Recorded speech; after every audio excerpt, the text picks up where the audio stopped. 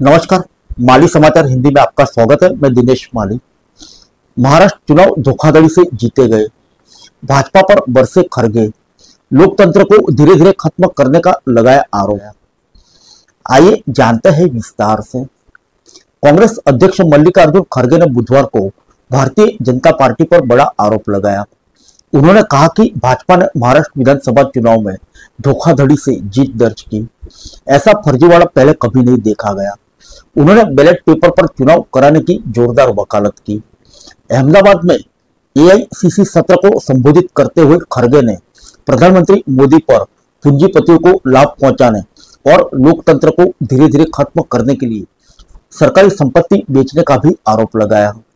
खड़गे ने कहा, पूरी दुनिया ईवीएम से बैलेट पेपर की ओर बढ़ रही है, लेकिन हम ईवीएम का इस्तेमाल कर रहे हैं। यह सब धोखाधड़ी है। वे हमसे इसे साबित करने के लिए कहते हैं। आपने ऐसी तकनीक तैयार की है कि जिससे सत्ताधारी पार्टी को फायदा होता है और विपक्ष को नुकसान होता है। उन्होंने यहां साबरमती नदी के तट पर आयोजित सत्र में अपने उद्घाटन भाषण में कहा कि इस देश के युवा उठेंगे और कहेंगे कि हमें बैलेट पेपर चाहिए। कांग्रेस अध्यक्ष ने कहा कि महाराष्ट्र में क्या हुआ, हमने हर जगह इस मुद्दे को उठाया। राहुल गांधी ने इस मुद्दे को जोरदार तरीके से उठाया। उन्होंने जिस तरह की मतदाता सूची बनाई वह एक धोखाधड़ी थी। हरियाणा में भी यही हुआ। खड़गे ने कहा कि भाजपा ने 90% सीटें जीती और कहा कि ऐसा पहले कभी नहीं हुआ। खड़गे ने आरोप लगाया कि महाराष्ट्र चुनाव में जो धोखाधड़ी हुई है वैसे कभी नहीं हुई, जिसका उद्देश्य लोकतंत्र को नष्ट करना था। उन्होंने कहा कि हम इसके बारे में पता लगाएंगे। चोर हमेशा पकड़ा जाता है। हमारे वकील और नेता इसके लिए काम कर रहे हैं। हम यह कोशिश कर रहे हैं। कांग्रेस अध्यक्ष ने कहा, पिछले 11 वर्षों में सत्तारूढ़ पार्टी संविधान पर हमला कर रही है। संवैधानिक संस्थाओं और सिद्धांतों पर हमला किया जा रहा है। हमें उनकी रक्षा के लिए लड़ना होगा। उन्होंने आरोप लगाया कि सरकार ने संसद के बजट सत्र में अपनी मर्जी से चलाया।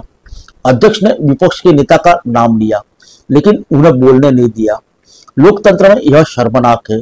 अगर आप विपक्ष के नेता को बोलने नहीं देंगे तो आप लोगों को अपनी आवाज कैसे उठाने देंगे। उन्होंने कहा कि सरकार ने लोगों के मुद्दों पर बहस करने के बजाय सांप्रदायिक ध्रुवीकरण के अपने एजेंडे के लिए देर रात तक संसद में बहस की। उनका इशारा वक्फ कानून के लिए लाए गए विधेयक पर लोकसभा और राज्यसभा की कार्रवाई की ओर था। उन्होंने बताया कि मणिपुर पर बहस सुबह 4 बजे हुई और उन्होंने निवेदन दिया कि इसे अगले दिन आयोजित किया जाए, लेकिन सरकार सहमत नहीं हुई। खड़गे ने कहा और आरोप लगाया कि ऐसा लगता है कि सरकार कुछ छिपाना चाहती है। खड़गे ने आरोप लगाया कि लोकतंत्र धीरे धीरे खत्म हो रहा है। उन्होंने कहा, विपक्ष को अमेरिका द्वारा टैरिफ लगाए जाने के मुद्दे को संसद में उठाने की अनुमति नहीं दी गई। संसाधनों को कुछ पूंजीपतियों को सौंपकर एक अधिकार स्थापित किया जा रहा है। खड़गे ने यह भी आरोप लगाया कि निजीकरण के जरिए SC, ST और OBC आरक्षण खत्म किया जा रहा है। उन्होंने आरोप लगाया, अगर यह जारी रहा तो मोदी सरकार और मोदी पूरे देश को बेचकर चले जाएंगे। उन्होंने दावा किया कि यह सरकार अपने पूंजीपतियों के दोस्तों को संसाधन सौंप रही है। यह राष्ट्रीय हितों के खिलाफ भी है। खड़गे ने भाजपा RSS पर सांप्रदायिकता को हवा देने के लिए 500 साल पुराने मुद्दे को उठाने का आरोप लगाया। RSS प्रमुख ने अपने लोगों से मस्जिद के नीचे शिवलिंग न खोजने को कहा, लेकिन वे ऐसा करना जारी रखते हैं और लोगों को बांटते हैं। उन्होंने आरोप लगाया कि प्रधानमंत्री मोदी आग लगाते हैं और RSS के लोग उसमें घी डालते हैं। उन्होंने भाजपा पर दलित विरोधी मानसिकता रखने का आरोप भी लगाया। दरअसल कथित भाजपा नेता ने राजस्थान के अलवर में राम मंदिर में कांग्रेस के टीकाराम जूली के समारोह में भाग लेने के बाद मंदिर को शुद्ध करने के लिए गंगा जल छिड़का गया था।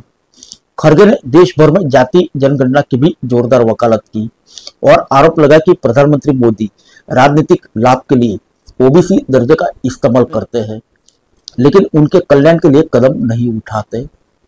फिर मिलेंगे अगले बुलेटिन में अन्य किसी खबर के साथ। तब तक के लिए इजाजत दीजिए। नमस्कार।